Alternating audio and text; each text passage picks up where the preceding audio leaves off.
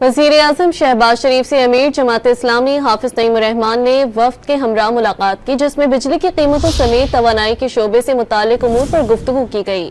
हाफिज नईमुर रहमान का कहना है कि वज़ीर-ए-आज़म से बिजली के बुनियादी टैरिफ में रिलीफ का मुतालबा किया है। मुलाकात में हाफिज नईम ने बिजली की कीमतों में कमी पर वज़ीर-ए-आज़म का शुक्रिया अदा किया।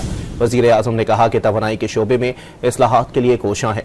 मुलाकात के बाद हाफिज नईमुर रहमान ने मीडिया को बताया कि वज़ीर-ए-आज़म से कहा है रिलीफ बिजली के बुनियादी टैरिफ में दिया जाए, IPP से बात की जाए। दिया गया रिलीफ बिजली के बिलों में नजर आना चाहिए।